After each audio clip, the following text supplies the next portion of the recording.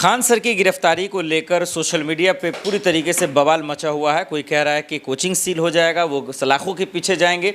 अब इस पेचीदा सवाल को समझना बहुत ज़रूरी है। सुप्रीम कोर्ट के वकील मेरे साथ मौजूद हैं, महमूद पराचस जी। सर, आपका बहुत बहुत स्वागत है। लगातार पहले दो शिक्षकों के बीच में लड़ाई चल रही थी जब से उनके कोचिंग पे हमला हुआ, और उसके बीच में अब अंजना जी आ गई हैं जिन्होंने मानहानि का मुकदमा भी दर्ज कर दिया। 2 करोड़ की बात आ रही है। पहले तो ये समझेंगे कि क्या वाकई में गिरफ्तार हो जाएंगे खान सर? देखिए, मुझे तो डर है कि हो ही जाएंगे, क्योंकि वो काफ़ी दिनों से काफ़ी अच्छा काम कर रहे थे, और अच्छा काम तो आरएसएस और बीजेपी के गलत से उतर ही नहीं सकता। तो वो ख़तरे में तो हैं ही, इसमें कोई शक नहीं है, क्योंकि आरएसएस और बीजेपी आपराधिक मानसिकता के लोग हैं। ये मोदी जी तो स्वयं ही जाके इजराइल को अपना फादरलैंड बता रहे थे। तो एप्स्टीन मानसिकता तो इजराइल से ही निकल के आई है, पूरे देश में जो फैली है, पूरी दुनिया में। तो अगर एप्स्टीन मानसिकता वालों के सामने कोई व्यक्ति अगर कोई अच्छा काम कर रहा होगा तो उसको वो शिकार और निशाना बनाते ही हैं। तो मैं काफ़ी चिंतित हूँ खान साहब के लिए। अब तो सर सुप्रीम कोर्ट के वकील भी हैं, एक तरफ उनके वकील कह रहे हैं कि भाई सिलेंडर नहीं करना है, लेकिन सोशल मीडिया पे एक हाइप बनाया जा रहा है कि अभी तुरंत तो हो ही जाएंगे गिरफ्तार। इसको कैसे समझेगा? अब उनके कौन वकील हैं मैं नहीं जानता, मगर एक ही सलाह है कि बड़े वकील ना करें, वो अच्छे वकील करें। अच्छे और बड़े वकीलों में फ़र्क होता है ज़मीन आसमान का। बड़े वकीलों ने हमारे सारे मुकदमे हारे हैं 100%। अच्छा। और ये एक बहुत अच्छी सलाह है जो शायद उनके समझ में आएगी या नहीं आएगी।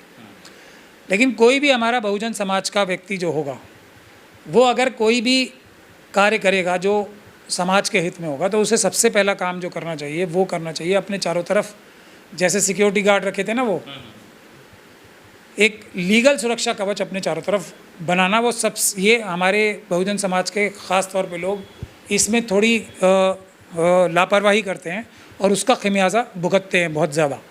तो इनको यही सलाह है कि एक तो जिस रास्ते पे आप जो काम कर रहे हो उतने दिन से, उसमें ये सब तो होना ही था, इसमें कोई हैरानी की भी बात नहीं है। लेकिन इसके लिए आपको तैयार रहना चाहिए था, जो तैयारी शायद आपने की भी होगी, नहीं भी की तो अब करें।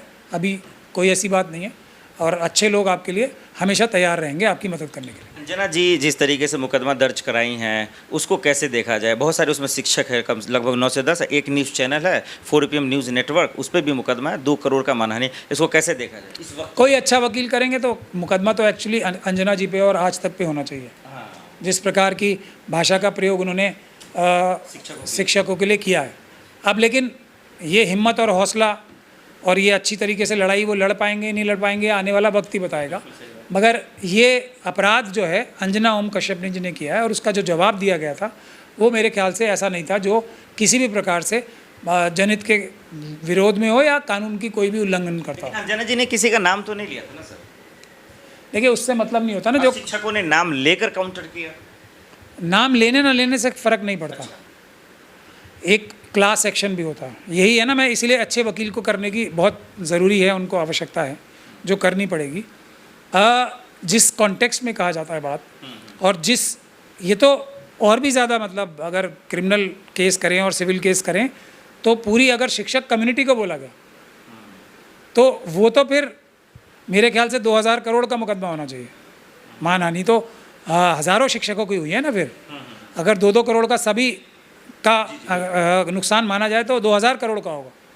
तो ये आज तक तो बिक ही जाएगा उससे। लेकिन बात यही है कि अच्छे वकील और ईमानदार वकीलों की आवश्यकता इनको होगी, जिसकी इनके पास मेरे ख्याल से कोई कमी तो नहीं होनी चाहिए। खान सर को क्यों कह रहे हैं आप, या फिर बाकी शिक्षकों की अंजना जी पे FIR दर्ज करना चाहिए, इसका क्या मतलब? अभी आपने ही बताया ना कि उन्होंने खान सर का नाम लेके तो नहीं बोला था ना, उन्होंने तो जनरली सबको बोला था। तो सबको ही करना चाहिए, उनकी बदनामी नहीं हुई क्या जो धर्मेंद्र प्रधान साहब हैं, जो जिम्मेदारी 12 साल में और 12 साल से पहले भी, अभी ये जो कोचिंग सेंटर्स बन रहे हैं ये पिछले 12 साल में ज़्यादा बने हैं या नहीं बने हैं? किसका फेलियर है जो ये कोचिंग सेंटर्स की आवश्यकता पड़ रही है? स्कूलों में, कॉलेजों में अगर पढ़ाई ठीक होती तो ये कोचिंग सेंटर्स की आवश्यकता क्यों पड़ती? बताओ आप मुझे। पढ़ क्यों रही है? क्योंकि सरकार, जो उनके अंदर जो भ्रष्ट अधिकारी हैं, वो ठीक से बच्चों को नहीं पढ़ा रहे हैं, ठीक से बच्चों को ट्रेन नहीं कर रहे हैं। तो एक एक्स्ट्रा ट्रेनिंग की ज़रूरत क्यों पड़ रही है? क्योंकि पिछले 12 साल में आरएसएस और बीजेपी के जो सरकार की पॉलिसी रही है वो शिक्षा को नष्ट करना रही है। ये तो बच्चे हैं, भारत है कि तुम यहाँ से अगर हमें वो शिक्षा नहीं दोगे या हमें जो हमारा हक है नहीं मिलेगा तो हम कहीं और से प्राप्त कर लेंगे। तो ये कोचिंग सेंटर्स तो सारे एक्चुअली हमारे समाज का पैबंद हैं, जो शिक्षा की जो हमारी सिस्टम है उसका पैबंद है कि जो मेन शिक्षा का हमारा जो वो होना चाहिए था वो सफल नहीं है या वो फेलियर है, तो उसको मदद करने के लिए ये कोचिंग सेंटर्स हैं। क्या है, आप तो सोशल मीडिया देख रहे हैं, लगातार को मीडिया चला रहा है कि वो गायब हो गए हैं, फरार हैं घर से, डर से जो है दब चुके हैं, कैसे देखा जाए इसको? खान साहब का गुनाह तो यही है कि वो सच बोल रहे हैं और थोड़ा साफ गोई से सच बोल रहे हैं, ये उनका गुनाह है। जो उनकी लापरवाही है वो भी मैं आपको बता दूं, वो आरएसएस और बीजेपी के लोगों से बातचीत करते हैं, ये उनकी लापरवाही है जो उन्हें ज़्यादा नुकसान देगी आने वाले टाइम। आप तारीफ भी कर रहे हैं, सच तो आप भी बोल रहे थे, मुखर होकर आप भी बोल रहे थे। नहीं तो मेरा इलाज तो करने के लिए कोशिश हो चुकी ना, लेकिन मैं तैयार था, मैं तैयार हूँ। खान सर तैयार नहीं, ये कह खान साहब अभी मुझे लग नहीं रहा तैयार हैं। मेरे ऊपर तो कौन सा ऐसा हथियार है जो आरएसएस और बीजेपी ने नहीं चलाया। जान से मारने की कोशिश मुझे हो चुकी, रेड्स कितनी बार हो चुकी हैं, एफआईआर कितनी करा चुके हैं, और क्या करेंगे। अब तो किसी दिन वैसा ही इलाज होगा ना जो उनका जज लोया का हुआ। पर मैं कम से कम तैयार तो हूँ ना, जो भी हमला होता है उसके लिए मैं रेडी रहता हूँ पहले से। वो लोग तैयार नहीं है पहली बात, लेकिन मैं तो सच ही बोलूँगा। ये जो उनकी गलती है, अपराध ये है आरएसएस और बीजेपी की नज़र में, लेकिन जो अम्बेडकरवादी हैं और जो देश की जनता है उनके लिए उनकी जिम्मेदारी है। अगर वो सच नहीं बोलेंगे तो शिक्षक नहीं है फिर वो। शिक्षक अगर जो शिक्षक होगा वो सच बोलेगा, और अगर वो डर के वजह से सच नहीं बोलेगा तो फिर भी वो शिक्षक नहीं है। तो ये उनकी जिम्मेदारी थी जो उन्होंने पूरी की। जो उनकी लापरवाही है, वो बीजेपी के टच में भी रहते हैं, ये उनकी लापरवाही है, ये उन्हें ज़्यादा नुकसान देगी। और दूसरी लापरवाही ये है कि उन्होंने अपने चारों तरफ लीगल सुरक्षा कवच। ये तो बहुत बड़ा आरोप लगा रहे हैं आप कि वो आरएसएस और बीजेपी से खान सर मिले हुए हैं। बात करते हैं, आरोप नहीं है ये। वो बातचीत करके रखते हैं। ये आपको कहाँ से खबर है? मुझे पता है ना, उनकी जो पिछली गतिविधियां मैंने देखी हैं, उन्होंने पूरी तरीके से बातचीत की है इनसे। वो इनसे मतलब इन्हें भी वो बाकी लोगों की तरह मानते हैं, ये नहीं है। बाबा साहब ने मना किया था इनसे कोई कांटेक्ट रखने के लिए। हमारे अतीक अहमद साहब थे, उन्होंने भी बातचीत की थी, इसलिए कि शायद मैं बच जाऊंगा। अच्छा, इनसे तारतम्य बना के, ये नहीं मैं कह रहा कि वो उनके एजेंट हैं, बचने के लिए बीजेपी आरएसएस से बातचीत करके रखते हैं। मतलब कि इनसे अगर हम इन्हें थोड़ा बहुत गुड ह्यूमर में रखेंगे तो ये शायद हम पे हमला नहीं करेंगे, थोड़ा लिहाज करेंगे। उस सेंस में मैं बोल रहा हूँ, ऐसा नहीं बोल रहा हूँ कि खान सर कोई आरएसएस और बीजेपी के कार्यकर्ता हैं जैसे अरशद बंदी, महमूद बंदी वगैरह हैं। ये अपना जो इनका एक इतना बड़ा जो संस्थान चल रहा है उसको बचा के रखने लिए नीतीश कुमार जी से भी बात करते थे नहीं करते थे। मैं जानता हूँ ऐसे बहुत सारे लोगों को जो नीतीश कुमार जी कौन है, वो भी आरएसएस और बीजेपी के साथ थे। तो ये इन्हें नुकसान करेगी। बातचीत करें लेकिन ये समझ के करें कि इससे उन्हें नुकसान हो रहा है, उनसे उनका हौसला खुलता है। मुझसे आरएसएस और बीजेपी वाले कभी मैं बातें नहीं करता, समझे आप। तो मुझे अगर वो मारने के लिए आएंगे तो ये सोच समझ के आएंगे कि ये व्यक्ति जो है हमारे कंट्रोल का नहीं है। अगर मैं उनसे बात करने लगूं तो उनका भी हौसला मुझ पर खुलता रहेगा। खान सर पे ये जोर दिया जा रहा है, मजहबी रुख दिया जा रहा है कि वो खान सर छोड़कर सब फैज़ल खान कर रहे हैं, अमन चोपड़ा, मनीष कश्यप, तमाम जितने भी मीडिया करें, इसको कैसे देखा जाए, इसका मतलब क्या निकाला जाए? अब खान तो हमारे देश में एक्चुअली जो लक़ब बन गया है, मुसलमानों को ही अफसर भी सब खान साहब, मुझे भी खान साहब करके बुलाते हैं, मैं तो खान नहीं हूँ। और खान एक टाइटल था जो जनरल्स के लिए दिया जाता था, वो फौजों में जो जनरल होते थे उनको खान टाइटल दिया जाता था। तो खान तो कोई भी हो सकता है, लेकिन आज की समझ में जो लक़ब है, जो कॉमन लैंग्वेज में तो मुस्लिम्स के लिए ही बोला जाता था। तो फैसल बोलें या नहीं बोलें, खान सर तो वो पहले भी थे ना। बल्कि बहुत सारे लोगों को ये शक था कि वो शायद मुस्लिम नहीं है, पहले था शक। तो अब खान का नाम ही मुस्लिम है ना फिर तो, अभी आजकल के दौर में तो ये, मगर आरएसएस और बीजेपी जिस चीज़ को कर तो पता ही नहीं चलता था, और अब इस बात को जोर दिया जा रहा है कि भाई वो हिंदू है, वो मुस्लिम है, बार बार जोर दिया जा रहा है फैसल खान।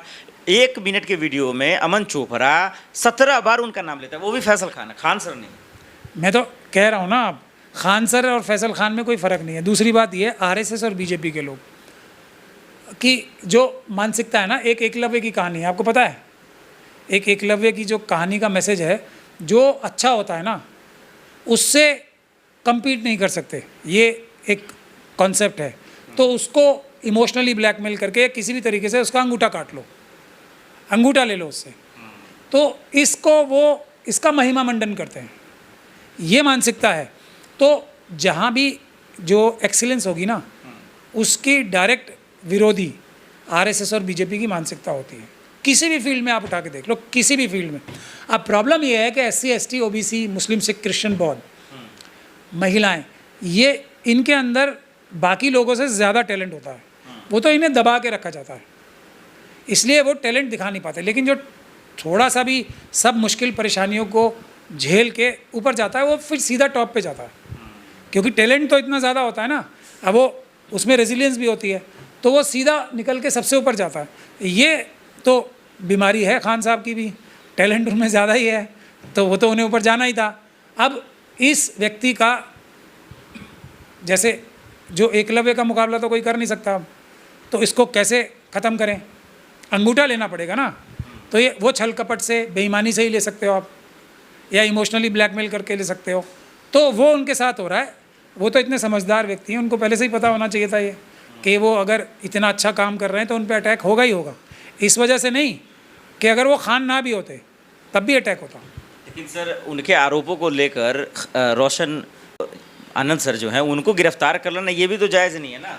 किसको? यही तो उनके स्टूडेंट कह रहे हैं कि खान सर ने एक आरोप लगाया, आनंद सर को जेल में डाल दिया, जो उनके बगल में कोचिंग है। फैक्ट्स पे डिपेंड करता है ना। अब जो मैं अंदाज़ा लगा पा रहा हूँ उससे तो यही हो सकता है कि जो इनके आरोप होंगे और उनमें जो सच्चाई होगी इतनी ज़्यादा होगी, इतने ज़्यादा सबूत होंगे कि पुलिस को बचने का रास्ता नहीं मिला, तब उन्होंने मजबूरी में उन्हें अरेस्ट किया। इनके खिलाफ़ अगर सबूत भी नहीं होंगे तब भी इनके खिलाफ़ कार्रवाई करेंगे। ऐसा मैंने एससी, एसटी और मुस्लिम, सिख, क्रिश्चियन, बौद्ध और ओबीसी के साथ रोज़ होते हुए देखता हूँ मैं केसेस में। वहाँ मजबूरी में किया जाता है कि भाई इतने ज़्यादा सबूत हैं, अब क्या करें, फंसी जाएंगे, अदालत चले गए तब फंस जाएंगे, चलो मजबूरी में बनता तो ज़्यादा मुकदमा है, कम करके लगा दें। ऐसा मैं इस केस के फैक्ट्स मैं नहीं जानता हूँ, लेकिन मेरा जो एक्सपीरियंस है ना, मैं इस प्रकार के बहुत बड़ी संख्या में केसेस करता हूँ, तो मुझे यही मेरा एक्सपीरियंस है। अब वहाँ बिना किसी सबूत के भी ये मौका तलाश किया जाता है कि झूठा इल्ज़ाम लगा के ही कैसे बंद कर दिया जाए। ये दोनों में फ़र्क होगा। तो एप्पल और जो ऑरेंजेस है ना, उनको एक तरीके से नहीं, बराबर में नहीं तोला जा सकता, दोनों अलग अलग चीज़ें होती हैं।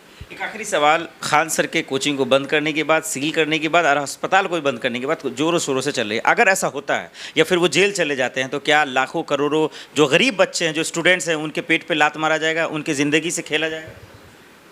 ये तो आप बढ़िया मौका बता रहे हो बीजेपी और आरएसएस के लिए। कितने लोग अच्छे कॉम्पिटिटिव एग्ज़ाम्स में पास नहीं कर पाएंगे अगर खान साहब का ये ऑफिस बंद हो जाएगा? बहुत सारे ना, लाखों की संख्या में। इससे बढ़िया मन मांगी मुराद आरएसएस और बीजेपी को क्या मिल सकती है? कितने लोगों का सस्ते पैसे में इलाज नहीं हो पाएगा, ताकि वो अपना घर बार बेच के बड़े जो उन्होंने हॉस्पिटल बना रखे हैं आरएसएस और बीजेपी के लोगों ने प्राइवेट, उसमें जाएंगे तो उनकी इनकम कितनी बढ़ेगी? उनकी तो मनमांगी मुराद है ना। अच्छा काम आरएसएस और बीजेपी के लिए जहर है। अच्छी शिक्षा सस्ते दामों पे, यार ये तो बड़ा जुल्म कर रहे हो आप आरएसएस और बीजेपी के लोगों पे। इतना बड़ा जुल्म कब तक सहेंगे वो? अच्छी हॉस्पिटल सस्ते दामों पे? नहीं नहीं नहीं नहीं नहीं नहीं। हमारे जो इतने सारे जो डॉक्टर्स हमने जो आरएसएस और बीजेपी के बनाए हैं, जो 1 रुपये का काम 1000 रुपये में करते हैं, उनका क्या होगा हमारे बेचारे डॉक्टर्स का? वो अस्पताल तो बंद ही रहेंगे फिर, ये नहीं होने देंगे हम। ये है आरएसएस की मानसिकता। इस मानसिकता को टैकल कैसे करना है, ये हमारे लोगों को सीखना पड़ेगा। उसी के लिए मैंने कहा ना, सुरक्षा कवच जो है ना कानूनी, वो बनाना सबसे पहला काम होता है। हमारे सभी टैलेंटेड लोगों को, हमारे सभी बिजनेसमैन को ये आरएसएस और बीजेपी की से हिफाजत करने के लिए एससी, एसटी, ओबीसी, मुस्लिम, सिख, क्रिश्चियन, बौद्ध को मैं ये हमेशा पहली सलाह ये देता हूँ अपने सारे एंटरप्रेन्योर्स को, सारे बिजनेसमैन को, सारे प्रोफेशनल्स को, सारे इंटेलेक्चुअल्स को। खान सर ने गलती तो नहीं की कि ज़रूरत से ज़्यादा बोल दिया उन्होंने, अपने फील्ड्स को छोड़कर दूसरे पे अटैक करने लगे, कि इसकी सज़ा तो नहीं भुगत? शिक्षक का काम है बच्चों को हर प्रकार की शिक्षा, कोई वो नहीं है जो एक कोर्स है वो पढ़ाना। अच्छी शिक्षा वो है जो स्टूडेंट्स का माइंडसेट बनाना, खुला दिमाग बनाना। और मेरे ख्याल से शायद, क्योंकि मैंने तो इनकी ज़्यादा जो कोर्सेज़ वगैरह देखे नहीं हैं, जैसा मैं लोगों से सुना है अभी कुछ दिनों में, तो वो एक दिमाग खोलने की ज्योमेट्रिकली सोचने की, सीधी लाइन में नहीं, सब तरफ। तो वो एक शायद ऐसा उसकी कुछ ये सब बातें करके वो स्टूडेंट्स का माइंड खोलते हैं कि अपना माइंड साइंटिफिक रखो, हर तरफ आंखें चौकन्नी रखो। ये नहीं कि एक जो नैरेटिव बन गया है उसी को मान के चलो। ये सबसे अच्छी ट्रेनिंग होती है किसी भी सीखने वाले व्यक्ति के लिए कि वो किसी भी माध्यम से सिखाया जाए उसको एनालिटिकल होना चाहिए, हर चीज़ को की एनालिसिस करनी चाहिए। अगर ये उनका टेक्निक है तो इसीलिए शायद उनकी सफलता भी होगी। इस बात पे जो है तमाम लोग अपनी अपनी राय तो दे ही रहे हैं, लेकिन लोगों के अंदर एक डर सा बैठा हुआ है कि भाई कब वो अरेस्ट हो जाएंगे। ये एक हाइप बहुत तेजी से बढ़ रहा है। चोरी करके अरेस्ट होंगे क्या?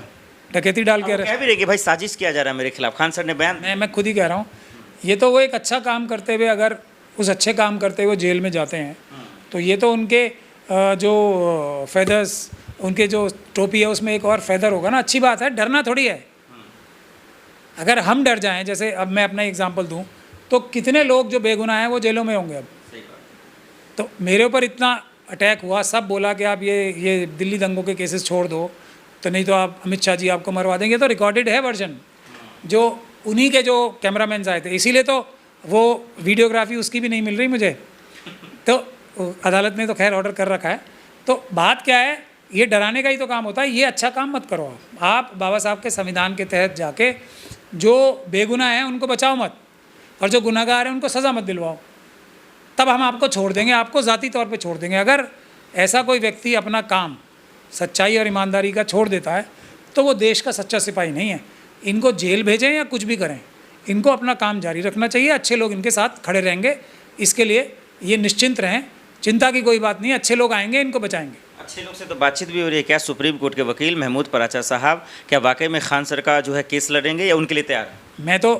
मैं देखिए, मैं क्योंकि वकील हूँ ना, तो कोई हम सॉलिसिट नहीं कर सकते, मतलब केस के लिए इनविटेशन नहीं दे सकते। लेकिन हर वो व्यक्ति जो कि भारत के संविधान को बचाने के लिए, शिक्षा का, जो संविधान को दूर दूर तक पहुँचाने का, ईमानदारी से देश के युवाओं की रक्षा करने का, इंसाफ, बराबरी, बंधुता के लिए काम कर रहा है, उसके लिए मेरे ऑफिस के दरवाजे 24 घंटे खुले हुए हैं।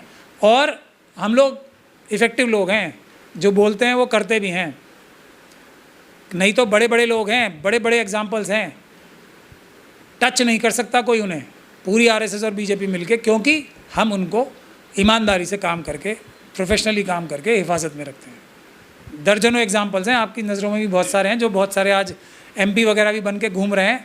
उनको सबको हमने पूरी आरएसएस और बीजेपी की सारी ताकत लगाने के बावजूद भी अच्छी सलाह भी दी और अच्छी हिफाजत भी की। बातचीत करने के लिए बहुत बहुत शुक्रिया।